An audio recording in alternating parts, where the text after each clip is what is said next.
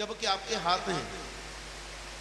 हम बराह लीला को संक्षेप से विचार करें तो देखो बराह भगवान क्या संदेश देते हैं, क्योंकि भगवान के जितने भी अवतार हैं सब कोई न कोई उपदेश देते हैं। अच्छा, ये थोड़ी सी वर्षा हो रही है, उमेश जी एक भजन गाओ, तब तक इधर उधर रास्ते बसते हैं वो व्यवस्थित हो जाओ।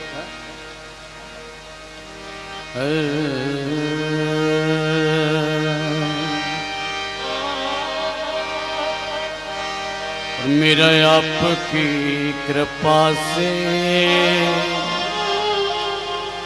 सब काम हो रहा, मेरा आपकी कृपा से सब काम हो रहा है, मेरा आपकी कृपा से सब काम हो रहा है, मेरा आपकी कृपा से सब काम हो रहा है। करते हो तुम कन्हैया, करते हो तुम कन्हैया, करते हो तुम कन्हैया, करते हो तुम कन्हैया, मेरा नाम हो रहा है, मेरा आपकी कृपा से सब काम हो रहा है, मेरा आपकी कृपा से सब काम हो रहा है। हरि बोल।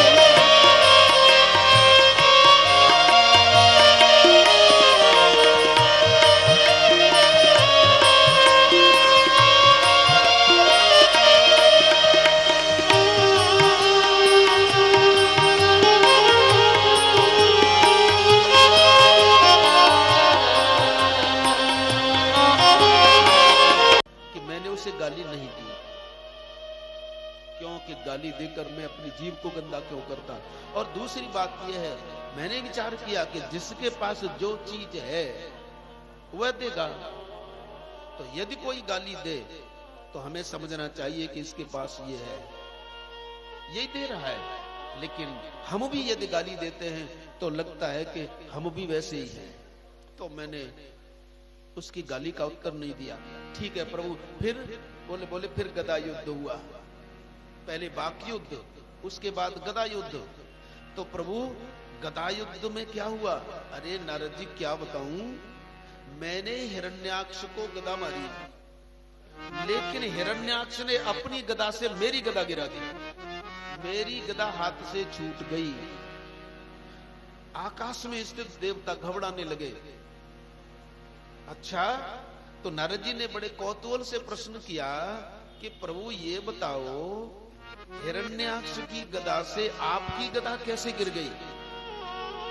तो यहां एक सुंदर सिद्धांत भगवान दे रहे हैं कि हिरण्याक्ष लोभ है और मैं जो हूं तुम जानते हो।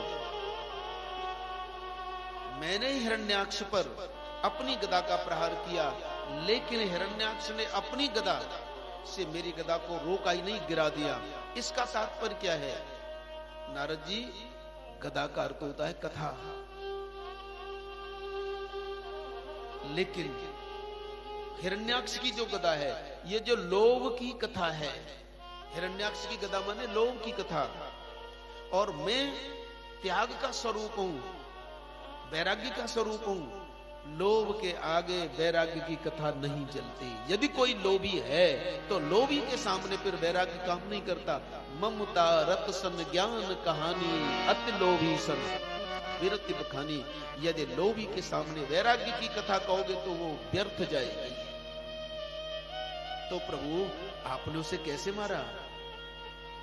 बोले मैंने विचार किया कि अब इसको मैं मुक्का मारूं, तो मैंने हिरण्याक्ष को मुक्का मारा, लेकिन वो नहीं मरा। तो प्रभु वो कैसे मरा? नारद जी बड़ा आश्चर्य हो गया।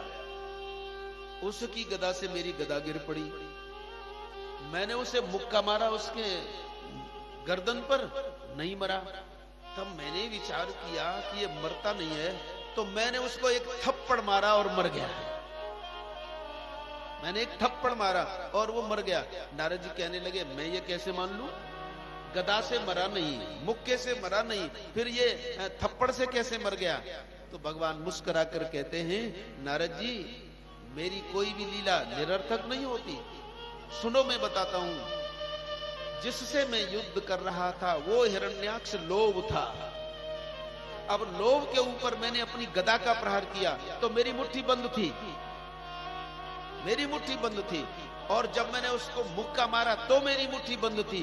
तो मैंने सोचा कि ये लोभ मर ही नहीं सकता यदि मुट्ठी बंद होगी, इसलिए मैंने थप्पड़ मारा तो मेरी मुट्ठी खुल गई। जब तक मुट्ठी नहीं खोलोगे लोभ मरेगा ही नहीं, इसलिए ऐसा मरा,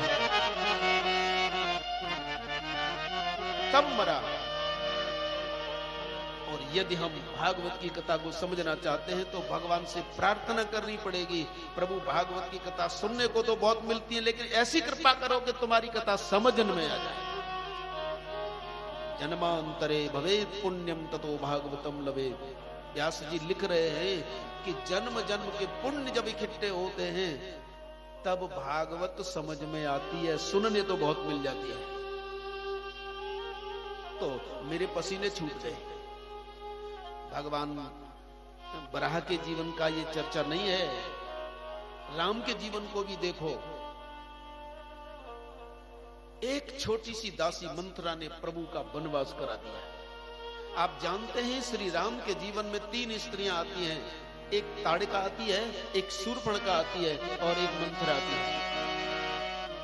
भगवान ताड़का को एक ही बाण से मार देते हैं। ये ताड़का क्रोध है और बाहर की है, ताड़का बाहर की है, एक ही बाण से भगवान मारते हैं, क्रोध को जीत लिया।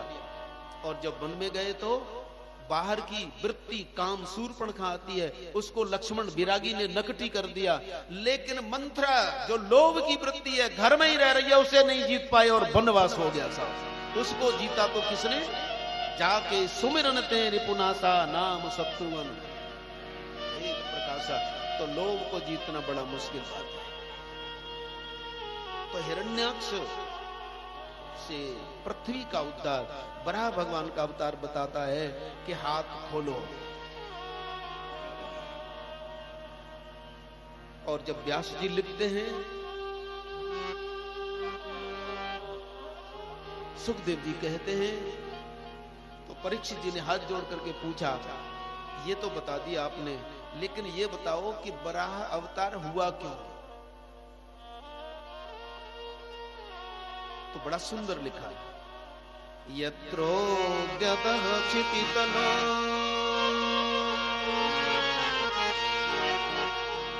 धर्णाय विश्वं क्रोडीं तनुं सकल यज्ञमयीमनन्तः।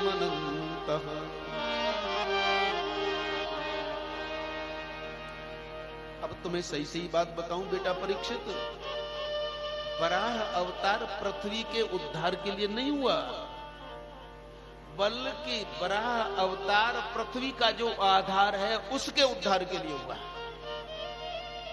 क्षितितलो, श्रीमद् भागवत में क्षितितल लिखा है। पृथ्वी के उद्धार के लिए ये बराह का अवतार नहीं है, लेकिन पृथ्वी का जो आधार है उसके उद्धार के लिए। और आप जानते हैं हमारी पृथ्वी का आधार कौन है? ये पृथ्वी किस पर टिकी है? शेषनाग पर। और शेषनाग कौन है? शेष किसे कहते हैं? शेष कहते हैं कि इसे काटो, इसे काटो, इसे काटो, सब कट गए, केवल बाकी रहा। यानी जो सबको काट करके बच रहे वो शेष है। तो ये शेष कौन है? वैराग्य। शेष वैराग्य है। वैराग्य लक्ष्मण है। और आपने यदि राम कथा सुनी हो तो सुमित्रा क्या कहती है लक्ष्मण से? बेटा ये मत सोचना कि पृथ्वी का उद्धार करने के लिए भगवान जा रहे हैं, तुमरे ही काज राम बन जाहि, तुमरे ही काज राम बन जाए तुमरे ही काज, राम बन जाहि तुमरे ही काज, राम बन जाए तुमरे ही काज। दूसर है तात कछु नाही दूसर है तात कछु नाही दूसर है तात कछु नाही दूसर हेत तात कछु नाही दूसर हेत। तो इतना सुंदर उपदेश है वराह भगवान के अवतार का। वराह भगवान कहते हैं इस पृथ्वी को पकड़ो मत, इसे दाढ़ पर रखो, विचार शक्ति का आधार हो। और देखो भगवान की दो पत्नी हैं। अब सुखदेव जी परीक्षित को सुनाने लगे कि भगवान के दो पत्नी हैं, एक लक्ष्मी और एक पृथ्वी, दो पत्नी हैं। और यह सिद्धांत है कि कमजोर से कमजोर व्यक्ति की पत्नी को यदि कोई कहे कि ये मेरी पत्नी है तो क्या होता है उसका? तुलसी नार गरीब की अपनी कहे न कोई। गरीब से गरीब, कमजोर से कमजोर की पत्नी को कोई भी समझदार व्यक्ति अपनी पत्नी नहीं कहता, लेकिन जो दूसरे की पत्नी को अपनी पत्नी कहता है उसकी चौराहे पर पिटाई जरूर होती है। तो जब कमजोर की पत्नी को अपनी पत्नी कहने वाले की पिटाई होती है तो भगवान की पत्नी को यदि अपना मानोगे तो क्या होगा? उसका तो जो होगा सो तुलसी नार गरीब की अपनी कहे न कोई, प्रभु पत्नी अपनी कहे तो क्यों न फजीहत। ये तुलसी कहते हैं साहब। सुखदेव जी ने कहा, तुलसी ने कहा, तो ये क्या है? पृथ्वी भगवान की पत्नी है, भगवान हमारे पिता हैं, इसलिए पृथ्वी हमारी माता है। उपनिषदों में आता है पुत्रो हम प्रतिज्ञा, मैं पृथ्वी का बेटा हूं, पृथ्वी मेरी माँ है। इसलिए भगवान की प्रिया है, हमारी माँ है, इसलिए ये वो भोग्या नहीं है। हम अपनी माँ का दूध तो पी सकते हैं लेकिन भोग नहीं कर सकते। और जो प्राप्त संपत्ति का केवल भोग करता है वो विनष्ट होता है, लेकिन जो उपयोग करता है, समाज को बांट करके उसका उपयोग करता है, तो वो कृतार्थ हो जाता है। इसलिए पृथ्वी भोग्या नहीं है, संपत्ति भोग्या नहीं है, वो तो उपयोग होना चाहिए। पृथ्वी का उपभोग नहीं होना चाहिए, पृथ्वी का उपयोग होना चाहिए। संपत्ति का उपयोग होना चाहिए, उपभोग नहीं। चलो साहब, भगवान की पत्नी है, अपनी माँ है। बहुत से कहते हैं, बहुत से लोग क्या कहते हैं, अरे मैंने इतना परिश्रम करके संपत्ति कमाई है मैंने, और हमारे गांवों में कहते हैं मेरे 20 नौ की कमाई है। और कुछ ज्यादा मेहनत करके पैसा कमा लिया तो कहते हैं मैंने अपने प्रयास से इतना कर लिया है, इतनी संपत्ति कर ली है। तो सुखदेव जी कहते हैं कि जो अपने प्रयास से इस संपत्ति को इकट्ठा करता है, जिसने संपत्ति को पैदा किया फिर भी तेरे उपभोग की वस्तु नहीं है, तैने उसको पैदा किया, ये तेरी बेटी हो गई। ये तैने संपत्ति को पैदा किया है तो तेरी क्या हो गई? बेटी हो गई। और बेटी हमेशा पराया धन होती है। तब भी तैने पैदा किया है, तब भी ये भोग्या नहीं है, वो पराया धन है। और कोई कहता है कि हमने कमाया तो नहीं है लेकिन पिताजी के परंपरा से मिला है, हमारे पिताजी ने पैदा किया, हमें मिली है। तो पिताजी ने तुम्हारी संपत्ति पैदा किया, फिर भी तुम्हारे उपभोग की वस्तु नहीं है, क्योंकि पिताजी ने तुम्हें पैदा किया और पिताजी ने संपत्ति पैदा की तो वो तुम्हारी बहन है। किसी भी दृष्टि से यह संपत्ति उपभोग्य नहीं है। इसीलिए जो समझदार लोग हैं अपने लिए उसका उपयोग करते हैं, और जब समय आता है तो खुले हाथों से दान भी करते हैं, क्योंकि दान करने से कभी भी संपत्ति घटती नहीं है। तुलसी पक्षिन के पिए घटेन सरिता नीर, दान किए धन ना घटे हैं सहाय रघुवीर। और कलयुग में तो जितना दान करोगे बढ़ेगा, ये निश्चित बात है, क्योंकि कलयुग में तो ये न केन विद दीने दान करे, इसलिए संपत्ति का दान करो, समय का दान करो, जो कुछ तुम्हारे पास है उसका दान करो। तो वराह भगवान का अवतार कहता है संपत्ति को अपनी मत मानो, उसका केवल उपयोग करो। तो इन वराह भगवान ने पृथ्वी को व्यवस्थित किया। ये भगवान का पहला अवतार, लेकिन पहला अवतार पृथ्वी पर नहीं हुआ, वो ब्रह्मलोक में हुआ। अब इन मनु महाराज के दो बेटा, प्रियव्रत और उत्तानपाद, और तीन बेटी, तीन बेटी हैं, आकुति, देवहूति और प्रसूति, और दो पुत्र हैं, प्रियव्रत और उत्तानपाद। देखो कितना पवित्र कुल है। मनु विचारशील है, शत्रुपा श्रद्धा वाली है, तो इनके दो पुत्र हुए। और बेटियों की बात करें हम तो एक बेटी का नाम है आकुति। आकुति को देखा, बड़ी सुंदर थी। तीनों बेटियां सुंदर हैं साहब। आकुति बहुत सुंदर है, और आकुति की सुंदरता को देखकर एक प्रजापति मोहित हो गए। मोहित हो गए तो स्वयं आकर मनु महाराज से कहा कि आप अपनी बेटी को हमें दे दो, अपनी बेटी का विवाह हमारे साथ कर दो। देखो कितनी दिव्य कथा है।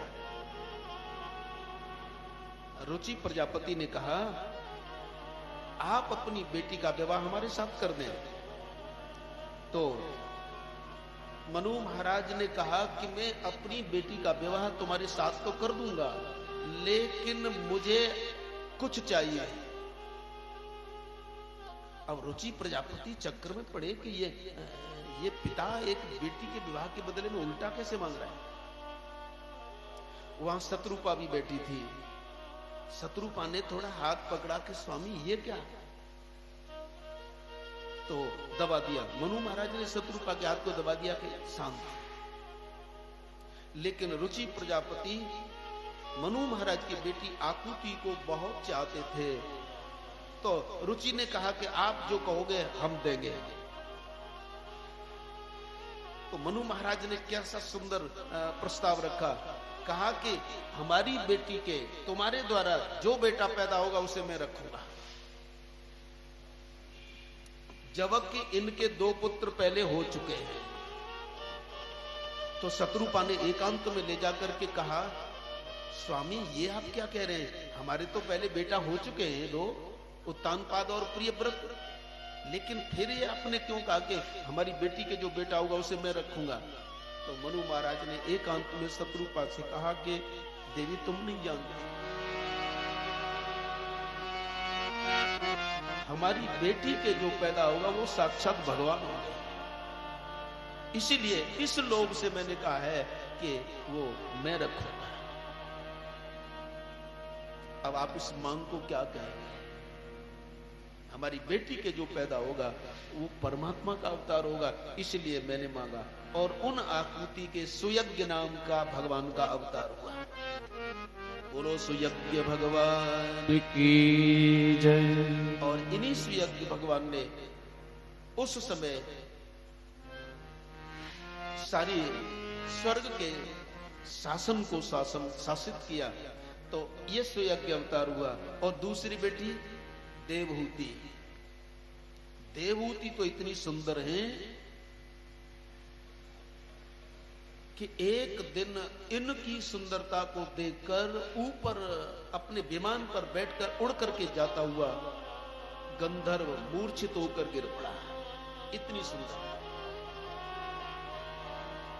लेकिन ये सुंदर क्यों थी, जब प्रसंग आता है तो मैंने विभिन्न टीकाओं को देखा साहब। ये देवहूति इतनी सुंदर क्यों है, तो कहते हैं कि बचपन से ही नारद जी उसे सत्संग की शिक्षा देते थे। बचपन से ही यह देवहूति कथा सुनती थी, भजन करती थी, क्योंकि जो सहज सुंदरता भजन की होती है वो बाहर से हो ही नहीं सकती। इसलिए भजन की सुंदरता थी। सोई सुंदर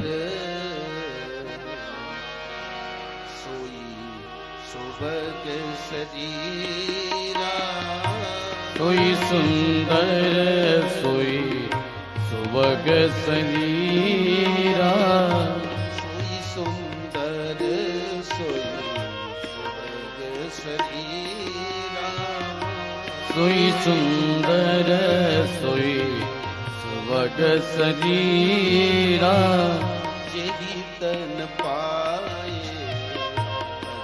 रघुवीरा, जेहि तन पाए रघुवीरा, सुभग शरीरा, सुभग शरीरा, सुभग शरीरा, सुभग शरीरा। भजन की जो सुंदरता होती है, चेहरे में जो भजन की आभा उतरती है, वो सात्विक सुंदरता होती है। इसलिए जो भजन करता है उसका चेहरा स्वाभाविक सुंदर होता है। और आपको एक थर्मामीटर बताएं, जो ज्यादा भजन करता है उसके दाहिने पैर के अंगूठे में तेज भी होता है, एकदम स्वच्छ होता है। तो यदि आपको किसी को देखना है कि भजन करता है कि नहीं करता, देख लो, उसका दाहिने पैर का अंगूठा जरूर कुछ न कुछ शुभ्र होगा। तो भजन की सुंदरता आती है। देवूती में भजन की सुंदरता थी।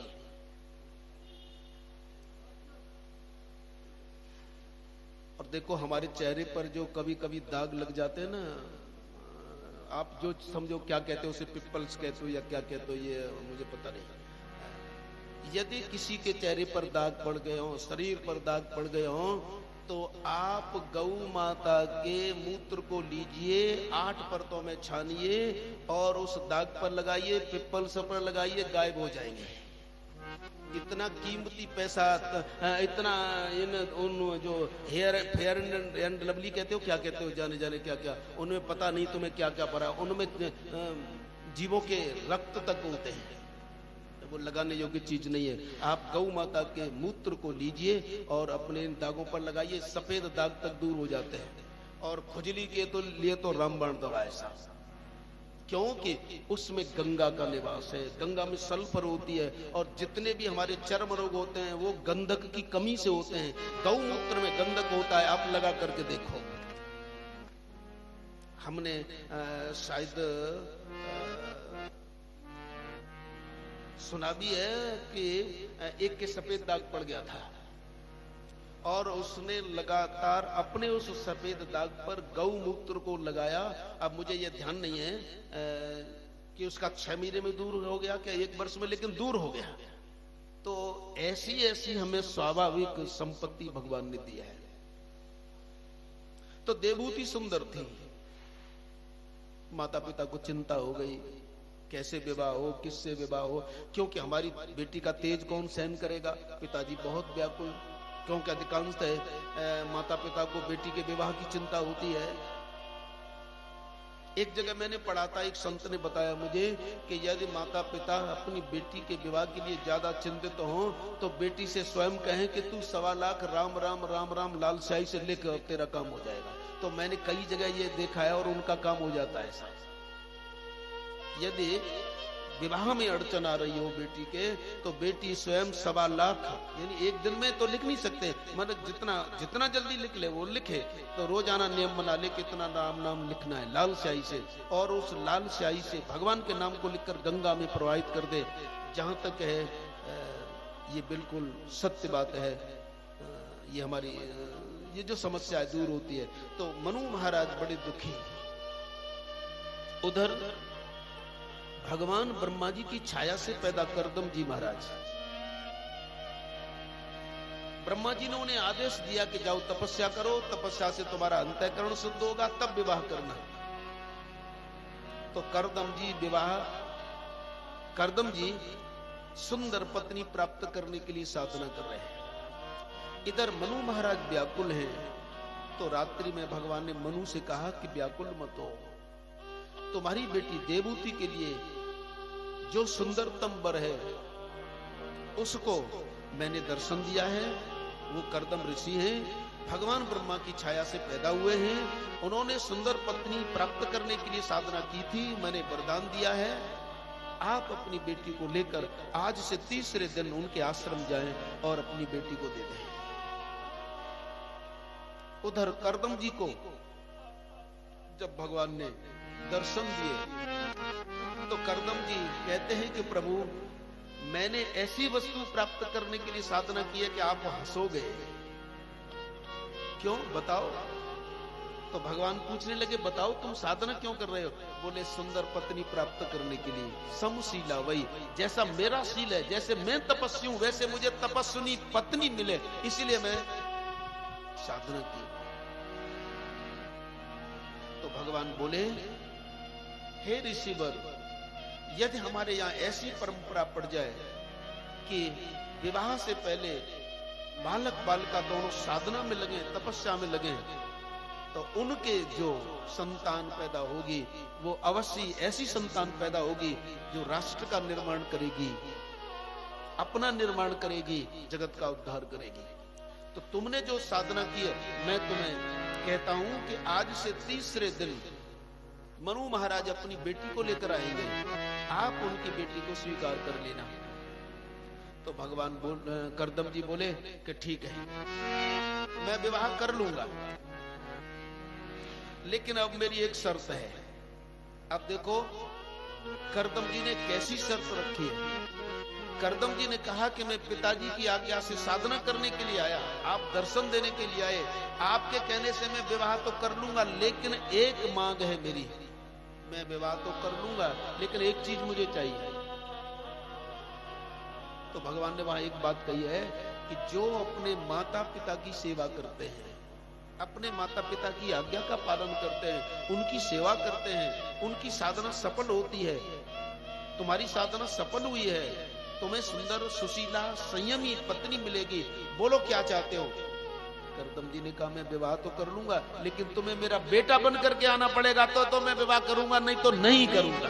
तुम मेरे बेटा बन करके आओ तो ये मंजूर है मेरा। ये भगवान के भक्त बड़े चतुर होते हैं साहब, और भगवान भी कहते हैं कि मैं बड़ों बड़ों को तुरंत मार दूं, लेकिन इन्होंने मुझे बांध रखा। अस विचार हरि भक्त सयाने, मैं तुम्हारा बेटा बनकर आऊंगा। आश्वासन दिया और वही हुआ साहब। महाराज मनु अपनी बेटी को लेकर के गए। कर्दम जी ने उनका स्वागत किया, क्योंकि मनु चक्रवर्ती सम्राट हैं और धार्मिक हैं, राजा ही नहीं धर्मात्मा भी हैं। अर्घ दिया, बिना सूचना दिए आए अतिथि पूज्य होता है। यहाँ यद्यपि उन्हें मालूम है कि कब आने हैं, लेकिन कर्दम जी को ये मालूम है कि मनु महाराज धर्मात्मा है। आसन बिछाया मनु महाराज के लिए, शत्रुपा के लिए, दोनों बैठे हैं। एक तीसरा आसन लिया, जो देवहूति आई है। अरे कम से कम मैं देख तो लूं कि जो मेरी संगिनी होने वाली है उसका सील कैसा है, क्योंकि ऊपर से कोई क्या पहचान हो। तो महाराज कर्दम ने एक आसन बिछाया और देवहूति से कहा कि आप विराजिए। देवहूति ने विचार किया, ये मेरे होने वाले स्वामी हैं, यदि मैं इनके बिछाए आसन पर बैठ जाती हूं तो ये भारतीय नारी के लिए ठीक नहीं है। भारतीय नारी को अपने पति के द्वारा बिछाए हुए आसन पर, सैया पर नहीं सोचती, और यदि मैं इनके बिछाए आसन पर नहीं बैठती हूं तो इनका अपमान होगा। अब क्या करें? तो देवहूति ने उस आसन का सीधे हाथ से स्पर्श किया और धरती पर बैठ गई। कर्दम जी ने विचार किया, ये सुंदर भी है और सुशीला भी है। सुंदरता हो और सुंदरता के साथ यदि शील नहीं हो तो वो सुंदरता बह जाती है। सुंदरता के साथ सदाचरण भी हो तो वह सुंदरता स्थिर हो जाती है। आसन का स्पर्श किया और बैठ गई।